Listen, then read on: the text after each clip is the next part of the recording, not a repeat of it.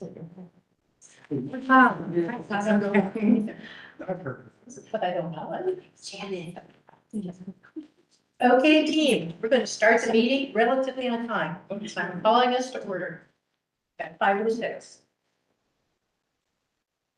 Okay, before we get really into the true agenda, I think we should go around and introduce ourselves so everybody knows to whom we're speaking.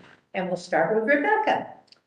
Hi, I am Rebecca Mayer, and I am the library manager. And I'm getting a lot of calls lately that I think are meant for Doug, so I feel like my title might be a little misleading. But I'm in charge of the circulation department, and our library pages are our shoppers too.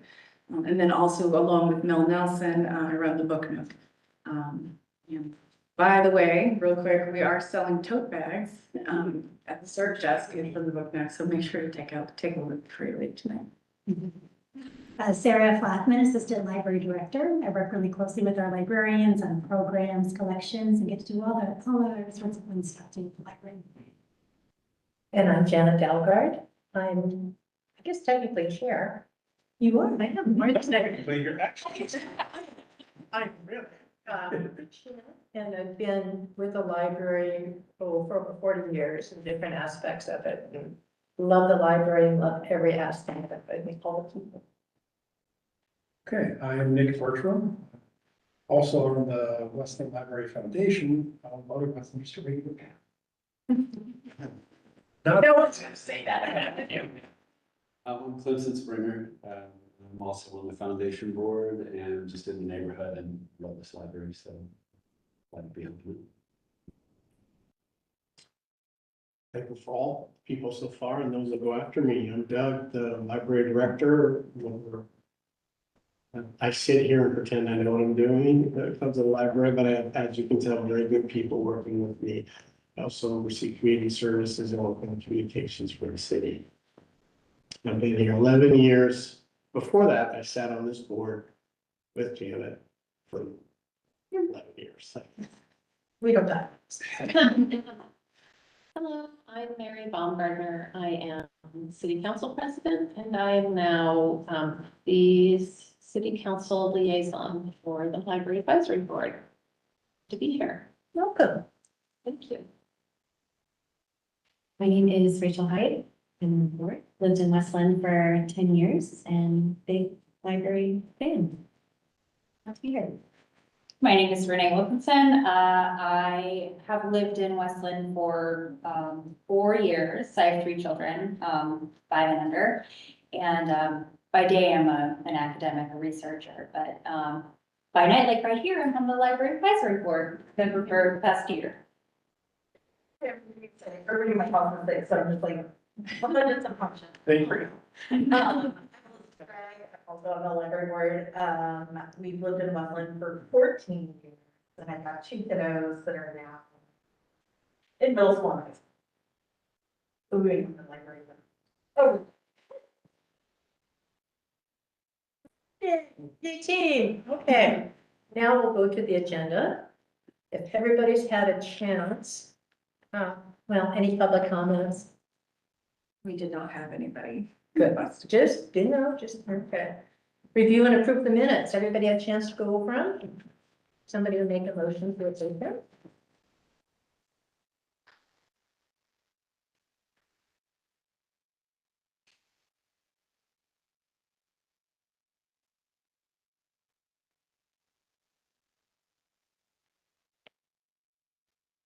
Yeah, we remember the when we played it, otherwise I'll approve. Okay. You don't remember that either. I think it was one of those fun things that was just a blur. Okay. And just like, ooh, yeah, it Yeah. was like that. Some of those little. Yeah. There, over there, okay, going right along. Have a chance to go over the agenda, everybody okay with it? I have an addition to that. Oh, good, Sarah's got an addition to our agenda. Would you like to put that together? Yeah, so it came to me today that with Martha moving on, she was a longtime library advisory board member, but she's moved out of Westland. She was our vice chair. And so, with that in mind, now we need to appoint a new vice chair to support Janet. Her chair duties. I don't know if you want to talk a little bit more, Janet, about what that position entails. Typically, it's when the chair is not able to attend, the vice chair will take over running the meetings beautifully as Janet does. You've done it in a nutshell. I don't think I need to say anything more. You're right. We probably really should do that. Okay, it's not scary. It used to be a lot more when you were chair. But it's evolved now with a great library director that it's piece of cake. It's not scary. It's really fun. You get to meet nice people. You don't have to have horrible, creepy, long meetings that go on forever. It's been really nice. So if anybody would like to be a vice chair, come on, it's not bad. I'm hardly. I mean, if it's literally the frame. It's 90% of that's all it is. It's really, really nice. They don't make you have to do anything. They're really, really nice. Okay, great. Everybody happy with that? Okay, we've got one. Yay. Thank you. Thank you, Elizabeth. Yes, absolutely. Okay. And that's it. Okay, we're going right on to it. Then we'll go into the library leadership updates with Doug. We're gonna start with Sarah, talking about, and Rebecca about, alternative dates. I think, we sent out a survey. We have some results from that. One of the main reasons is because we have, well, it wouldn't really matter who we had as council, but we are very happy that we have Mary. The reason I say that is because this is also at the same time when council would be normally meeting at the same time on Tuesdays. So what I meant by that was if whoever was our liaison would have a conflict with that. So we're looking for some other times so that we can have our liaison from the city council be available to us and not having to choose between city council and the library advisory board. But I kind of think I know what they. I do have one comment about that. I don't know how often that would be a problem. It might not be, because we only have a early start about once a month. We have a pre-meeting, Mhm. and that is not a mandatory attendance item. It's kind of to go over what we're gonna do in the meeting to prepare, but it's not, if, for instance, that was the same night as a 5 PM library advisory board meeting, and otherwise, if I had to duck out 10 minutes before the end of the meeting, et cetera, I mean, Okay, so that is very generous. I think you Could we- should try. Could we get a driver for you that would? No, I don't think that would be necessary. No, I think we should give it a go to stay on the same schedule, just in the interest of these. That is very kind. Thank you. That's brilliant. Oh, I just like simplicity. The other thing is we only meet quarterly, so, Right, exactly. yeah, so that makes it a little bit maybe easier. So, all right. Wow, she wins the day. First time We don't need to do anything more. We can't top that. Thank you, Nick. That's very cute. So Rebecca will send out a standing invite, just so folks have it on their calendar for going forward. But yeah, thank you. The Tuesday did some work well for her. So we Good. appreciate you so That's much. I know about moving meetings. Oh, no. Great, and then I can keep it going with this document right here, our Westland Library Strategic Planning Survey results. I know last meeting we discussed at length the results we had gotten from our survey, which we were really pleased to see. We've gotten such high participation, 580 community members, a lot of lovely feedback and just, high value associated with the library. So our thoughts with this document were to summarize the survey results we got so that we could firstly thank the community for participating, share out the initial feedback that we received, and then share it out widely throughout the city and library communication channels as we are still working on finalizing our strategic plan. So I just wanted to kind of briefly go over this. I know we've got Clinton joining us now, and then just a refresher as well, since it was 3 months ago we discussed this. So at the top, you'll see a brief paragraph about some of our findings that were reported by our participants, survey respondents. 95% of them had a library, Clackamas County library card, which was pretty impressive. And we looked at the statistic where 97% of respondents said the library is a valuable community resource. And in fact, 90%, 9 out of 10, rated it as very valuable. We created some charts to give some visuals when it came to the frequency of library use, to show how often folks are using the library, 60% more than once a month. We tried to kind of, make this document enticing, break up a lot of text so we could do a lot of visual summaries, and show the physical materials are still really bringing people to the library. The digital resources are too far behind. And of course, programming being the third place to work and study. Moving over to the back of the document, the favorite things about the library, again, physical collections ranking really high up there. For this question, I think it's important to remember that folks, we limited them to 3 selections only, which some folks complained about. Because we started to choose just what 3 rows at the top, but we thought that would give a more authentic understanding if folks were limited. So certainly holds pickups were high up there, friendly staff, that was really lovely to see how high up there was. That was given no limitations, cultural passes, programs, and comfortable public space. So moving on to the future focus areas, this was where we tried to break down the open-ended question on the survey. If you remember question number 8, where we asked folks, where should the library focus resources in the coming years to increase its value to you and the community? We asked folks to be as specific as possible. So these were some of the major themes that we saw rise to the top as we were analyzing 580 open-ended responses. So when it comes to programs, reviewing and aligning with evolving community needs. So looking at the programs we're offering, are they meeting what folks are looking for in terms of the content? How is the scheduling looking for our users? We were seeing a lot of folks indicating, weekends, evenings were an ideal time to be able to attend programs. Multilingual programming, programming for various ages. So really just doing a deep dive and reaffirming that what we're doing is working, or we need to do some tweaks. And then when it comes to programming as well, strengthening our marketing and promotion. In fact, this could really be said across the board. I think we talked a lot at our last meeting about how, a number of folks suggested, have you considered a library of things collection? And in fact, we've had one for quite some time. So, libraries are kind of notorious for maybe not always being the best at their own marketing and publicizing and telling their story. So this just really highlighted to us in terms of overall services that we offer, along with programs and our ongoing offerings, trying to figure out how can we push this out more. Maybe we want to take some of our programming budget and dedicate that to more marketing and boosting on Facebook and other platforms, right? So we can just kind of help spread the word.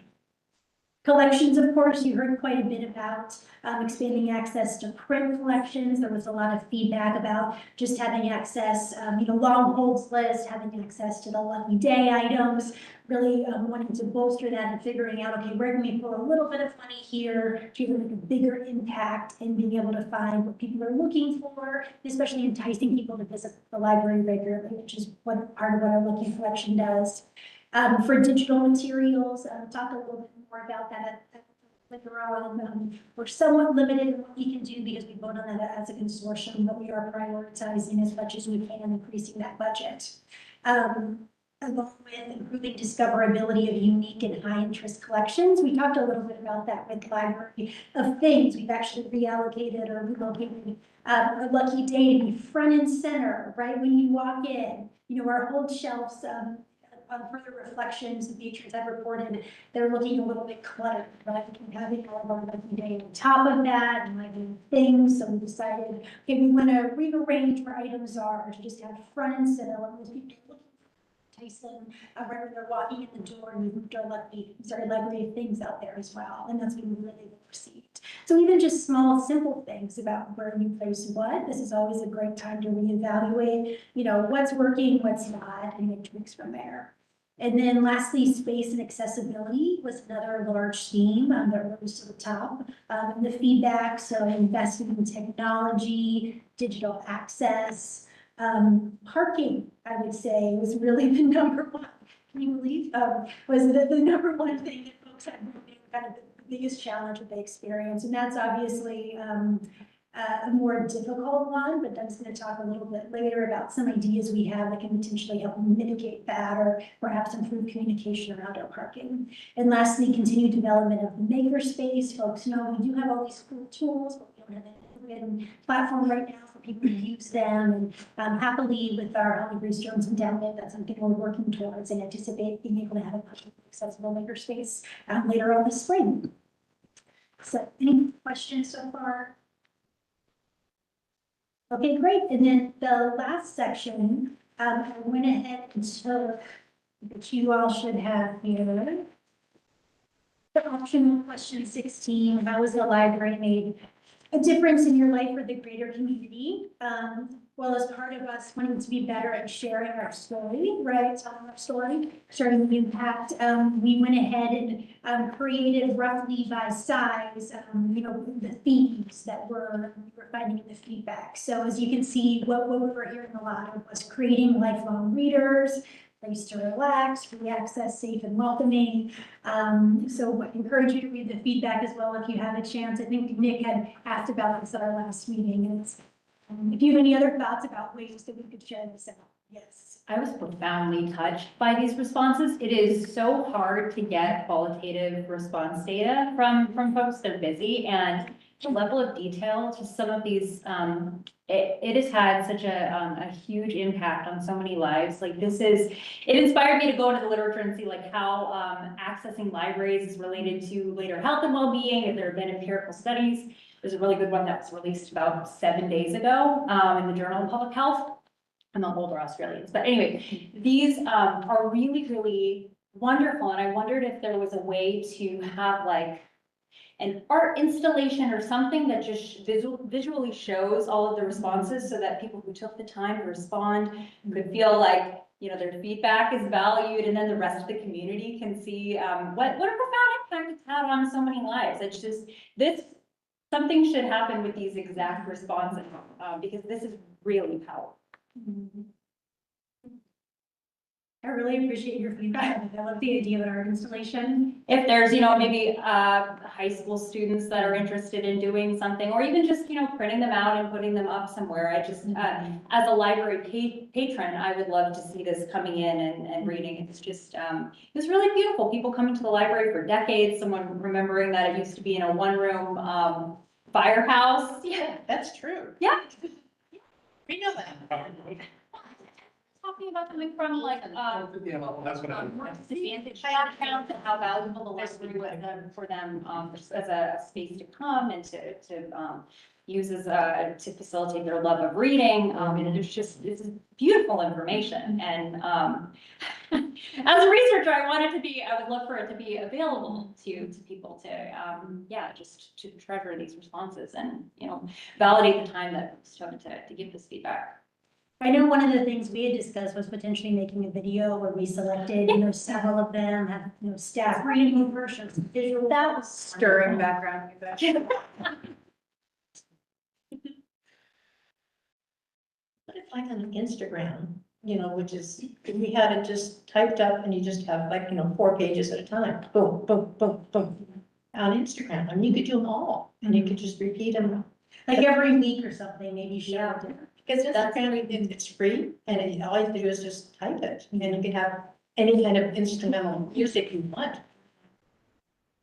But that would be a nice Probably way. get more It would, it would go everywhere. and forever, not just as long as you post it. The internet lives forever. I know it's scary.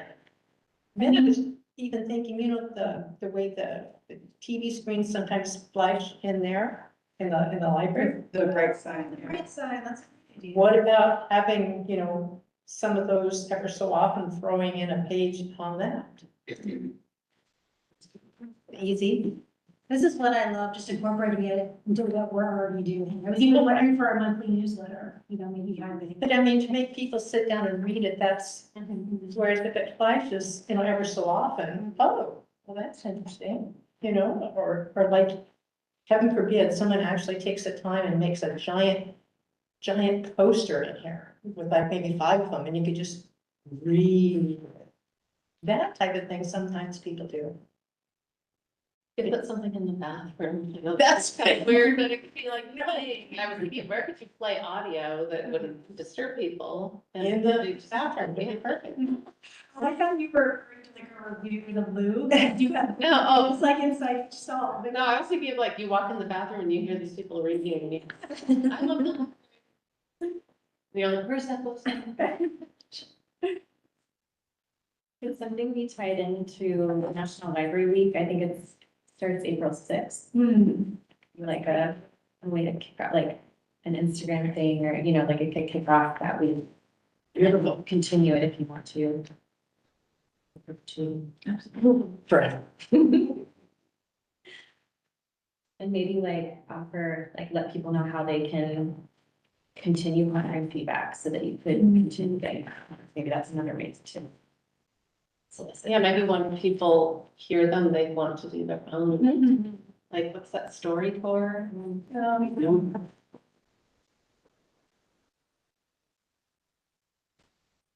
Way to go, team. That's great.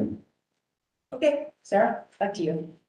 Sure. Well, any other comments, I guess, on this kind of summary that we're planning to share out?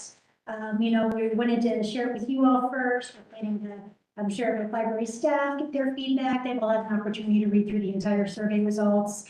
City administration, city council, we just are very, grateful and touched and kind of honored by the feedback we've gotten. So we feel like this is a really amazing opportunity to share it out with the community. I think there's things I want to comment about this is the representation of the library as a valuable community resource or very valuable community resource. To have that kind of rating at that kind of level is kind of unheard of. And I want to place it in the context that it belongs. It's the staff. It's not me. It's those two, it's everybody else. Libraries are only as good as the people who work in them to let people know what's in them, right? We are concierges of information. We don't hold it, we share it. And this staff does an amazing job of doing just that. And with that comes comfort, comes safety, comes ability to feel like you belong. All of those things are really core around the idea that we could have the greatest collection in the world, but if we're seen as barriers to people getting that information or finding that art of discovery, it's not going to happen. And that really, I believe, and I have a very biased view, but I really believe that this is directly related to the good work of the people that are here. And secondly to that, it's the community that embraces this. We live in a community that values education, that values the idea of lifelong learners. And I think that plays into it very well as almost anything else does. They want it, they crave it, they're interested in coming. If you see the amount of people that go through here every single year, and you were to divide that by the amount of people that have actually resided in this community, you'd be looking at each person potentially between 10 and 12 times a year coming to the library. So that tells you not everybody in this community doesn't come to the library, but many do, and they come often. And as you can see, more than once a month, 60% of our respondents said they come. Again, you're coming to a place that you feel welcome. You feel like you're going to get the access to the things that you're looking for. And if you have questions, somebody will be over there to answer them for you or help you along the way. And I think that's really, really important. That's one of the great takeaways that I have out of this. The other great takeaway is this is coming out of now 6 years of the beginning of COVID, when we had to shut everything down and we pivoted from being a library to be a small, basically television studio, where we created online programs, things we'd never done before with digital media. And I think what's really interesting, because in a place where we see so many people wanting more digital access and we see a demand for that, you see the respondents, 81% they want the physical materials. That's huge. So when we start to decide our budgets, how we're gonna spend our resources, your resources, that is very prominent in what our decisions are. We see the digital resources has continued to climb and will continue to climb. But 81% is a lot of people who want to have the materials. They want to be able to physically hold a codex. They actually want to have that material accessible to them in real forms. So I think that's really, really interesting to me. Those two really important things that I take away from it, and as leader of this group, that I really take as the city has spoken, this is what they want. And I'm so proud that it's not, 3% say the library is a valuable community resource. They're not flipped. So, yeah, I'm just very happy with results. And I think, as was said earlier, these people that responded, these aren't just your candid, like, one sentence, I liked it, 5-star review, right? Great place. They go into detail about what they personally like about the library and how it's affected them personally or their family or people that's related to them or important to them. And that shows again that feeling of safety, that people come in here and they feel safe and they feel like they can share this information and they're happy to share that information. So I'm very proud of this team. They've done an amazing job at helping for the success of this library. And so we take away from this the concepts of how can we do better, right? Even though we feel like we're doing really well, where are areas where we are concerned? And I'm glad that our community was able to share some of those things. So if we go into the very first thing that we kind of broke out was improving access. As we learned a lot from COVID. What do people want? How do we help people, right? What's happening in our communities that are marginalized and underrepresented? And also, how do we get people to come here? We are a city of rivers and hills. I grew up in suburbia Los Angeles, and I could ride my bicycle on a very flat road all the way 3.5 miles to my public library, which I did on a very regular basis. A child here that lives 3.5 miles, especially in any of these directions, I don't think most even really open, gregarious parents are gonna say, yeah, get on your bike and ride down Salamo or ride down Pimlico or let's dare to go down Hidden Springs and let's get to the library. So accessibility for certain individuals becomes much more difficult when you don't have multiple ways to get here, right? We have a bus line and that goes past here, it only travels along the river essentially. So but we do have people coming, right? We have a lot of people coming, and what do they complain about? Parking, right? So we'll rewind to when I was on the library advisory board with Janet, and we had the opportunity to buy this piece of property from Alma that's in the back now, and we were to make a parking lot out of it. And because it was wetlands and because it had a lot of restrictions, we were only to get, I think, 17 spaces that we have there. And we had to make those decisions. We decided we needed it because there was such a demand for people to come to the library at that time. And it turned out, I think, from one of our esteemed neighbors who said this was the most expensive parking lot ever built in the West Coast in the year that it was built. I don't know where they got that information, but they broadcast that. The point is that we own a lot of this property, but of course we weren't able to expand it for all the right reasons into a bigger space. So parking becomes an issue. Is that an issue that you should be thankful for? I'm thankful that we have a parking issue. That means people want to come, right? If it was just empty all the time, we'd have a attendance issue here, right? We wouldn't have people coming. So how do we deal with that in a way that people are frustrated? They want to come to things, they're having a hard time parking, even with the lower lot, it becomes challenging. So how do we do that? So about 10 years ago, we did a parking survey, and we're going to do another one. So we'll set up, we'll work with a company that does specifically that, and it will track everyone that goes back and forth with their tires, of course, not any other kind of surveillance systems. But we would then begin to see, are these trends happening in certain times during the day, right? So what can we learn from that? Well, we can learn when our busiest times are, and we can tell folks, hey, if you're having a challenge and you have ability to come at different hours, here are the opportunities for you. We can also highlight the lockers. If somebody's just coming to pick up a hold, they can zip in get the hold out of the lockers and don't have to necessarily park and come in if they, unless they want to, we want them to, of course, but what are they trying to do? We've worked with some of the, our neighbors here. I spent a copious amount of personal money around here in this area, trying to keep our good neighbors and business owners happy with the library. Because when I first inherited the space, you'll see the sign that goes across there. It says no library parking, just as you go into where 503 is across the street. And I was able to talk to, Barry, the owner of Braymore, which owns that. And we came to an understanding, this is pre-COVID, that he wouldn't take down the sign, but he also wouldn't tow any cars. So the sign stays, people park. It's kind of like, don't ask, don't tell. But again, it's again, a safety issue, especially if you're with young ones, right? You're crossing that street without a crosswalk, the crosswalk's all the way down here. So there's a lot of challenges to what we're trying to do with parking. But I think our first thing is to understand when people are here.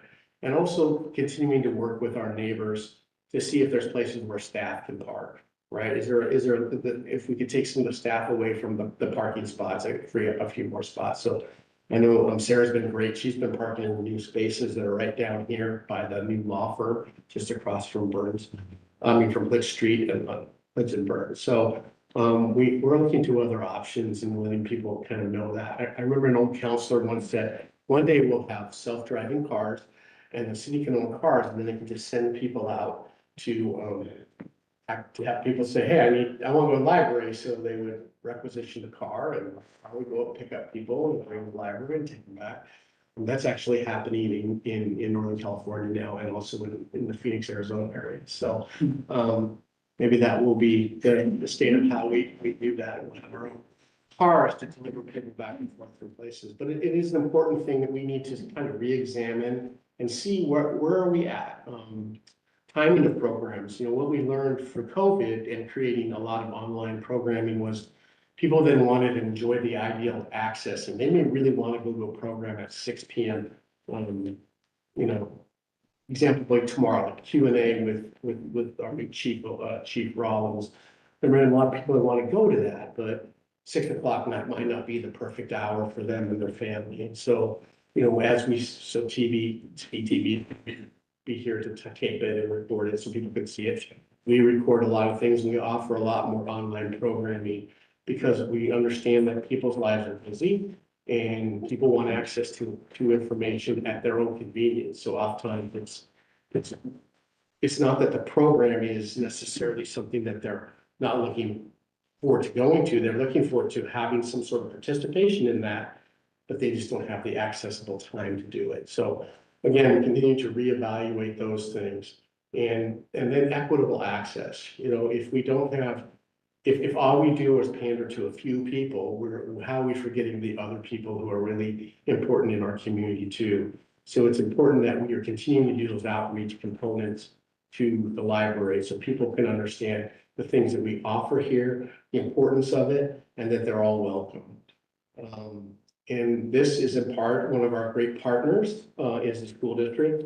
And because they are willing to work with us at the building level to access students and families, we're able to understand those in a little bit different ways. And as they are challenged with their current budget systems and have cut back on teacher librarians and on literacy coaches, we're seeing more and more of our colleagues in the schools asking for more and more resources out of our library. So how do we allocate that? How do we be good stewards of the resources we have and help in those places? We're kind of unique, us and Wilson will partner together since we share the school district. One of those great equitable things you just all were part of is going fine free, which hopefully will have the good impact that we are seeing and the good publicity that's coming from it. So one of the ways is allowing for people to get their materials back without some sort of form of penalty. So those are just a few of the things that we've came out of this to improve access in our spaces. You want to take the next one? Oh, sure. So amplify awareness. So if you guys want to follow along, this is on our draft that we've asked you to review. So we would love your feedback. when it comes to, any questions you might have, if things are unclear, word choice, or just any other thoughts about some of the bullet points that are underneath. This text is, what we're planning to put on our website, and, staff will have it readily accessed, but we're also planning to do just like a one sheet that's really distilled, we will share with the public so they know what our focuses are and how we're planning to, achieve those. So amplifying awareness, strengthening awareness ensures that both regular library users and those who seldom visit understand what the library offers and is welcome to participate, which, like I said, so eloquently. So we're going to continue to invest, figuring out what new strategies can we use to tell our story when it comes to our, social media, general marketing, putting out our programs and so on within the community. And we want to make sure that our folks who are in here regularly understand the wide breadth of what it is we offer. That was the thing, that was clearly that we weren't being as effective as we thought we were in our messaging, so many regular folks weren't aware. This is a very challenging one, but certainly, important to work to try to continue to achieve increasing visibility among unrepresented or included users, working adults, families, new residences. The outreach piece is always really challenging, but, oftentimes partnership, just kind of thinking out of the box can yield some results of that. And then lastly, supporting youth in developing a love of reading and supporting parents and caregivers as their child's first teacher by promoting reading for pleasure, discovery, and lifelong learning. That's really one of our core services that we've invested in with our staffing, the amount of programs we offer. That's clearly in the community, and we felt it was important to continue to do that. Before we get too far ahead, I just want to go back to the first thing that Doug said, number 114 and number 162, drive the point home about the importance of all of you guys up here and what you do for the community. Number 114 says your staff is exceptional. 162 says the best part is the librarians. So just before we get too far past that, I totally agree with that. I just wanted to echo. Pretty sure my mom wrote that about. Number 35 says Doug Erickson is a gem. Yeah. Stacy. Active, yes. Maybe that, maybe so. Can I ask a question about the amplify awareness? Do we, and forgive me, I just probably already exists. Is there like a one-page document that just overviews everything that is available at the library? So I'm thinking like for new residents that move in, partnering with HOAs and saying, when someone moves in, if you're doing any kind of outreach communications, can you give them this one document so they know? Do we have something like that that just kind of? We have a packet. It's Oh. called a welcome packet for, yes, and but I think that makes a great point, because someone just mentioned to me in the last week, what if we were to send out a welcome packet for everyone that gets a new water bill, like you create a new water bill for somebody, to see if we have the ability to do that, and I'm gonna work with finance to see if that's possible. So we certainly have them. We have them now for all of our new employees. They get the welcome packet. That anyone that gets a new card here, we get a welcome packet that has multiple one sheets, if you will, going over cultural passes, library things, the things in our collections, and very specific, the multi-language collections that we have. So yes, there is something that we give, and it's really, I think, well received. We did hand it out at one of the Sunset Neighborhood Association asked for them. And so we gave them a bunch of packets to give to the new folks as that were coming through the neighborhood associations. But I think that is something we want to continue to do, and we've already kind of synthesized it into, I think, a manageable document, multiple documents that people could take. And I think that speaks to one of the challenges right there, is that we offer so much to so many different folks at various stages in their life. So, we have our Welcome to the Library brochure where we try to highlight as much as we can, but that's the challenge, right? When there's so much to share, kind of how do you start, or just provide a. So, but I really appreciate the suggestion. Yeah. Another phrase, I love the idea of new water bill, because that's been your complaint everything, right? But if that doesn't pan out, some of the elementary schools, at least back in the day, had little welcome packets they would give new families that were coming in, so that is another potential that you utilize. Yeah, thank you, Elizabeth. I just realized I was supposed to say it in 5 minutes. It's okay. I went with it. I can take your original collection. Sure. So, again, it's trying to find responsive collections to what people want, and which is central to our service. As you probably know, or if you know, you will now, that, you can always request items. We have a form that you can fill out, and we actually take that seriously. And when somebody fills something out and, we evaluate it, I would say more times than not, we actually try to acquire that material that they're requesting. And so that's one way that we are able to do that. But again, it's how do we anticipate and know what people want? It's again, having that dialogue back and forth. What's important to this community, with the foundation, because some of the folks on our foundation were talking about the dual language program or the world language programs in the elementary schools here, and the need and desire for more in both Mandarin and also in Spanish. We pivoted and responded to that. We see people coming and asking for language, books in their native languages. We try to find spaces and bring those collections to the library. What's interesting is the last time I asked the school district about this, which is pre-COVID, we had over 17 first languages inside the school district. So 17 different languages that children speak as their first language, with English being second. That's a lot, right? When you think about it, you can think of kind of like, you can probably guess what the top 3 or 4 are, but after that, we're starting to move back. So how do we serve all of our community, right? How do we help those folks? And again, knowing what they are and who they are.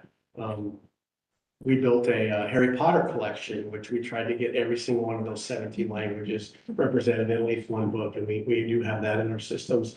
But I think it's interesting to try to find those underrepresented and marginalized pieces in our community that we all know we have, and how do we find ways that we can serve them. So that, I think, is really important in enriching our collections. Lucky Day, you all know the concept behind that. If it's here, and you can check it out. It's your lucky day. It could be items that are typically popular material that has long holds on them. And so we're trying to reduce the hold times by getting more of them. But again, sometimes these are cyclical, especially when you're talking about nonfiction books. You all have remembered very prominent, tell-all stories, whether it be about federal government or about individuals, and they hit the press, right? And then all of a sudden, everyone wants that book, and there's a huge demand for it.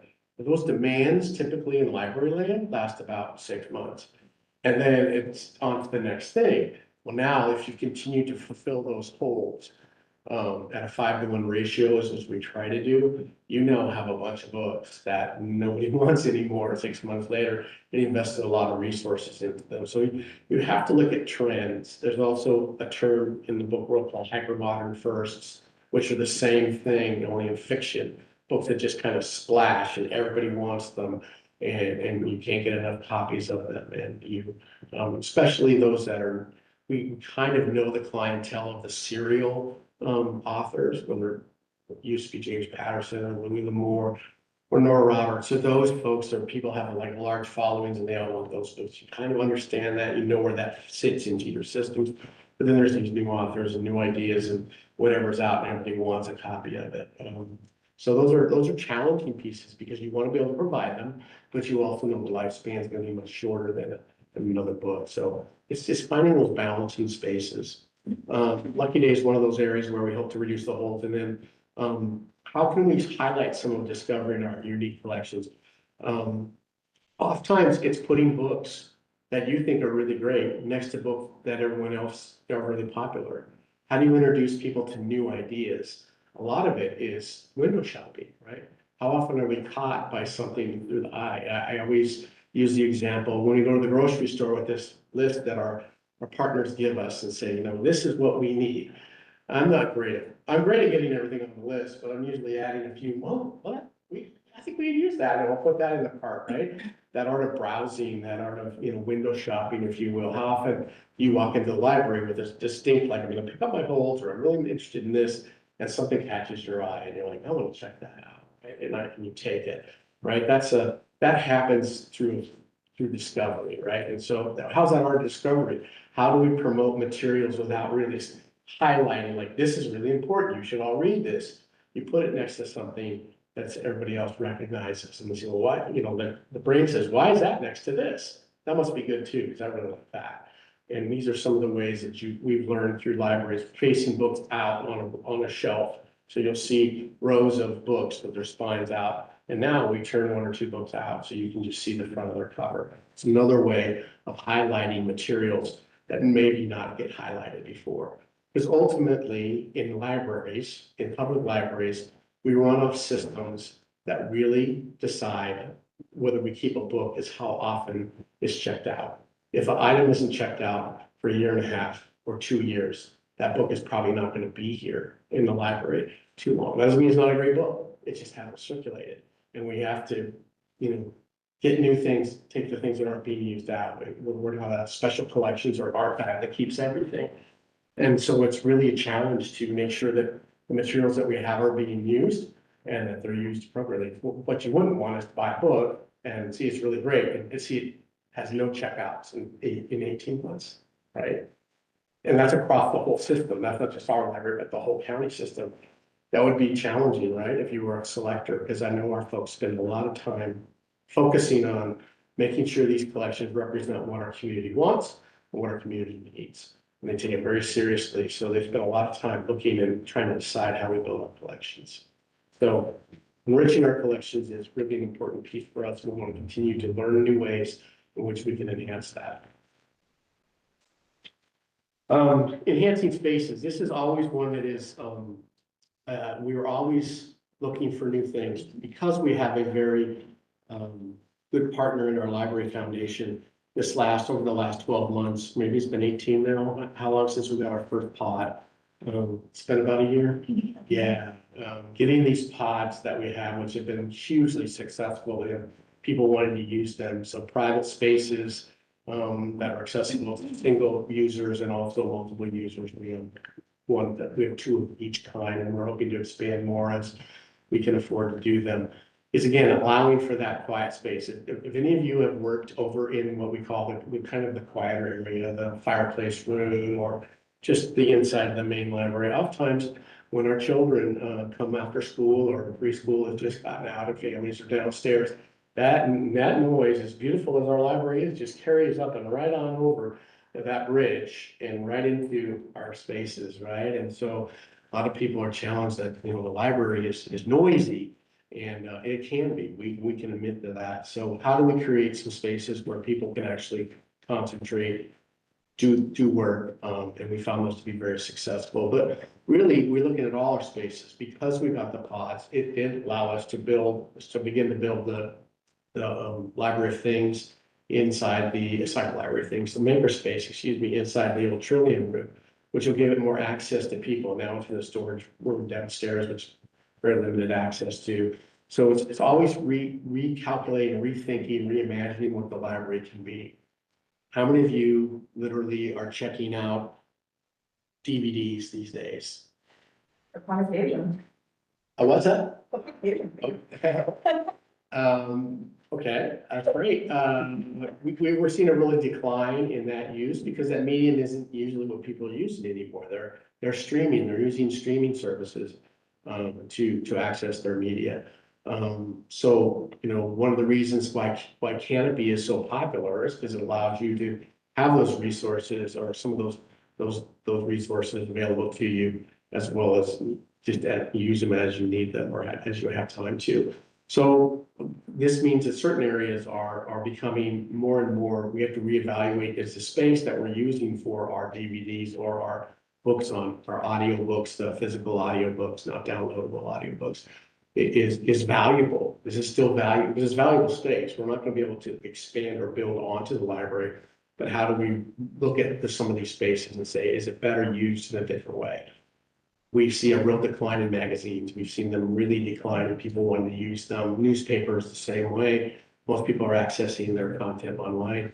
We see a big upswing in people wanting to use New York Times, which has online access, and other periodicals that we have. So these are things that we have in enhancing our spaces, using these spaces to kind of reimagine how our community might be able to use them.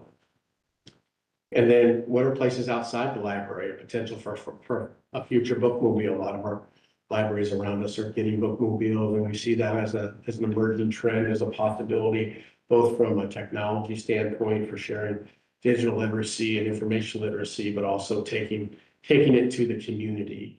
We're seeing more and more response for people to ask us to come to the community and come and talk to them, come show them things, and the ability to be able to do that in a way that is responsive without necessarily requiring them to come here, for us to be able to come to them. We're looking more at that as well. So how does the library expand past the walls that we have here? Great, and now I'll touch on the last section, advanced technology and innovation.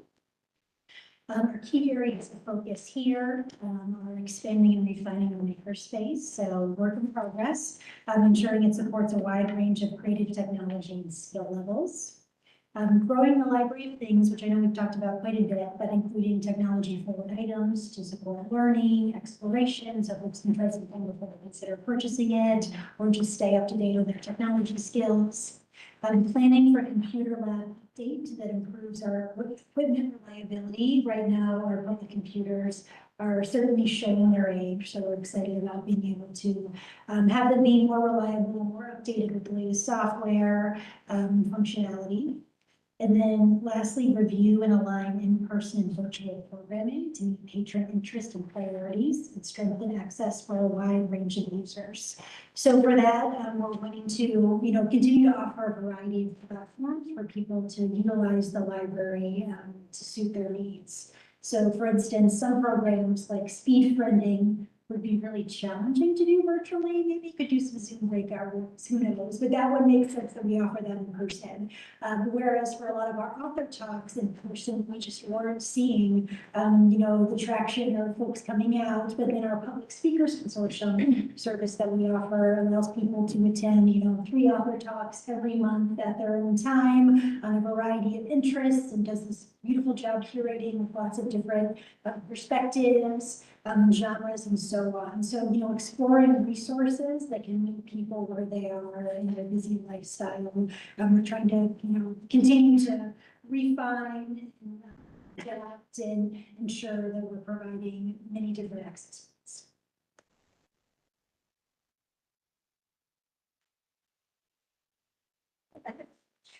On the overall recommendation, number one, well, first of all, obviously, everybody doesn't love it, right? We're talking about where do we go? I just wanted to point out that, Lucky Day as like a thing that happens. You need to definitely have that in your animal mind too, because if you're gonna increase the lucky days that are available for people in that way to reduce polls, if people don't know what a lucky day is or that it exists, it's not gonna necessarily help as much traction. And I think that a lot of people who don't come into the library often don't know. They've never had that.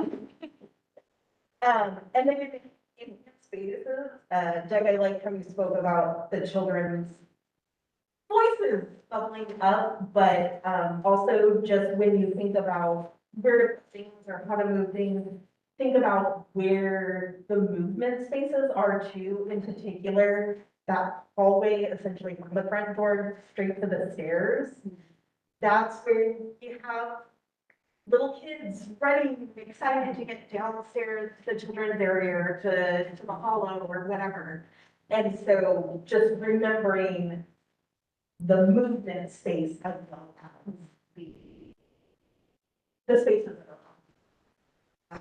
Because I know when I first came, when the kids were super little, I was always like, we're looking at the area.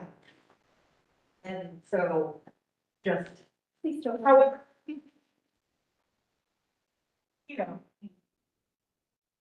making parents feel less of that, but then also adults who are maybe doing other things, also being able to do what they want to do, so like, I think I'm just saying, anything to add to that.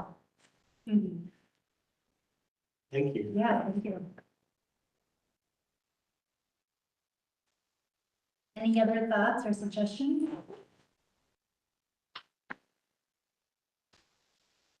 Okay, moving right along, foundation update. You want to do that? I didn't go to the last foundation meeting. I was actually technically there, but at Pine Hill, so You weren't there. not, What's that? Were you at the foundation? Yes, I was. Would you please give an update? More or less. Yes, I think I can. Clinton can correct me, he's on. You could tag team it, okay?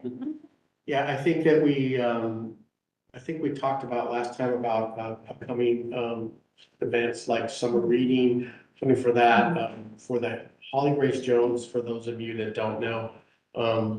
Mike Jones, was a longtime counselor here in Westland and had a daughter who passed away very early in her life as a 13 or 14-year-old. And, he and his wife decided at that point that they would, all the money they had been saving for her to eventually go to college, they would set up and give to the library, you know, foundation for us to use for, especially for children and youth services, which was really a kind thing. That's built to be in the six figures now. And we're able to use that funding for, specifically for capital improvements that help children and help youth. And so we've been able to do a few things. The story walk that you see in Fields Bridge Park is because of Holly's family's donation on her behalf. The maker space, which is going into the old Trillium room, is because of the Joneses and their decision to help us with those resources. We usually, we have up to, is it 3 or 4 years to access the funds, so we can compile them based upon how the interest is accrued in that space. And they hope one day to pay it, to have it be zero, but I think we've been trying to be fiscally sound in our decisions. And they've also said this is really the foundation's decision to make, and we will support it. We, along the way, have always included them in this decision making and letting them know what we're doing and showing them what we want to do. And they've always been very gracious about it. But because of that, we were able to get, I think, $27,000 to renovate the space that was once a meeting room, if you will, a small meeting room, into what we hope to be a really nice maker space. So that was a lot of the things that we were talking about and getting that resource available. Do you want to share the need to? Yeah, I'm getting some water. So we have, one of the things we're gonna be doing is we have a new tote bag, we can pass it around. This was designed, drawn and designed by our teen librarian, Katrin Leonards, featuring our library dogs. They sell for $15 and they're just right by there's plenty for sale right now. But we just wanted to make sure that all our library nerds had their tote bags for all the materials they're gonna take home.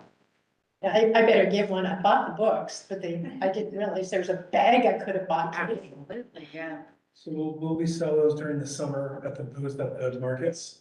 I mean, I think that was a great idea. Yeah. We've got that little square reader that we use for this item, so. And that's perfect. I mean, for the summer, that's a hot item, Yeah. Can't go wrong with a book bag. especially with dogs. Yes. People love the dogs. So the foundation's looking for different ways to raise money, just different activities and stuff, but this one is at least kind of a nice steady year round, we don't have to worry about sizes or anything like that. So it's so nice. Yeah, It's just nice. So also for just the historical review, for those of you that don't know, what our bookstore used to be located where we call Hollow, the children's programming area. And Friends disbanded when we kind of moved it upstairs, and the foundation, which is now been about 8 or so years ago. The foundation took on the responsibility of our bookstore, and it's been thriving in that space over in the corner. And that's where we continue to get most of our resources for our programming. It funds almost all of our summertime programming and all of our other event programming that we have. So it's all based on donations, and Rebecca and Mel and a bunch of volunteers help to curate that and make it keep going. It's the only bookstore that we have that I know of that's exclusively a bookstore in the city of West Lynn, so we're proud of that. And it's definitely the cheapest and least expensive of all bookstores anywhere that I know, so our prices are very reasonable. And we are now live on eBay, so some of the fancy collector's items that just haven't really sold well in our book nook, we now have kind of available for the world, and so Mel has been running that, and hopefully we can get some great funds out of some, I mean, we're still selling compared to others at rock bottom, but it's a little bit more money than $3 for a hardback, so we're hoping that will really help out with some fundraising as well. It's great, because that's hard. I mean, it's a great idea, but it takes time to put things on eBay and dedication. Not to mention doing the store. If you haven't worked in a store like this, it is hard. Because you get donations coming in, which are so great, and then you go, oh, but we only have this much space. What do we get rid of? Right. That's what's hard. Probably have. It is. It's a very good, we've got a great neighborhood that donates well and keeps it going and keeps the library having. It does, it really helps sustain us, like I said, I would say 90% of our programming funds come directly from the bookstores. It allows us to do all those things that we don't budget, our regular budget for, so it's really a blessing, and we're grateful for everyone that contributes to that, whether by donating or by buying something. And we see a lot of things get bought and then brought back, and That's what we do. Just keeps getting resold. And it's nice that Rebecca can do it. I mean, you need to have someone all the time consistent. He needs a plain bookstore. It's honestly a dream come true for me. Do we have a cat there yet? My God. I just had to say that. Fluffy little dogs, giant dogs. You know me and dogs, it's okay. Okay. Foundation update check. Board comments. Anybody have anything that they just like to share? Something that wants to add on to what we've already said? Something for the future? Something in the past? Welcome on board. Thank you for being part of this. Thank you. And hopefully it's not too scary. Not yet. Oh, we're not. So there's no comments? Oh, yes, I comments. just want to say how wonderful Dolly Parton Imagination Library is. I had a baby this past year, and so now I'm diving into all the youth services offerings that I never really took advantage of before. And that one, among all the wonderful programs and amazing books that we're checking out constantly, the Dolly Parton Imagination Library is just fantastic. I knew it, but now my family's benefiting too. I'm just thinking about all the families in West End who get to take advantage of such a wonderful program. So thank you. So glad that that's something that this library is investing in. I agree totally. I mean, that's like, I mean, a book a month. I mean, somebody loves my baby. I mean, it's just so great. What is our number right now? I will share with you something that What? I got a text from Jules Walters, who's our representative, said, Doug, we got through the House where the Imagination Library is going to be funded. She was so excited, she wanted to text me to tell me that just got off the floor and it was going. Like right now? Yeah, right now, like in the last week, she said that. So as those of you that do know, the state has come forward in the last 2 years to fund it halfway for everybody. If you didn't have one already established, we did, but for everyone else in the Willamette Valley, the United Way is paying the other half. So we continue to pay, we will continue to pay for everybody. And what would you say we are at percentage wise for children under the age of 5 that we can kind of gauge from a statistic? You know, we're still probably around like 55%. Yeah. But as word continues to spread and there's more PR, especially with more stable funding, you know, those numbers should go up. And especially when folks can start signing up in the hospital, like right after they got a baby, right, so statewide, that's really starting to be the most effective way to get the numbers. We learned from the Dollywood Foundation that is we got to a really high number really quick. I think they projected us our first year to be 15%, and we were in the 35%, and we've risen since. The ones that get the highest numbers of children under the age of 5 are those that have hospitals inside of their jurisdiction. We don't have a hospital inside of Westland, yet. That'd be nice if we had. But it just is a really great thing that this community's really embraced it. When we've gone for fundraisers for people come out, they support it, being one of, Penny Hurry being one of the great ones in that space. And we're just really appreciative because we do know that it makes a big difference in people's lives. So thank you, Mitchell, for also, she's also a librarian, so it actually means a little more, so. Yeah, I meant to mention that. Good library background. Yeah, I'll just say too, that like, it's been hard getting out of the house with the baby, and so this is another example of the library coming to us. And like, just having a presence outside of the library and still meeting people where they are, and so it's just been like a wonderful touch point every month to the library. Yeah, thank you. We love hearing those stories because it just makes us want to work harder and do more good things. So thank you. Okay, someone make a motion to adjourn. It is night, isn't it? Okay. I make a motion, we're. Thank you.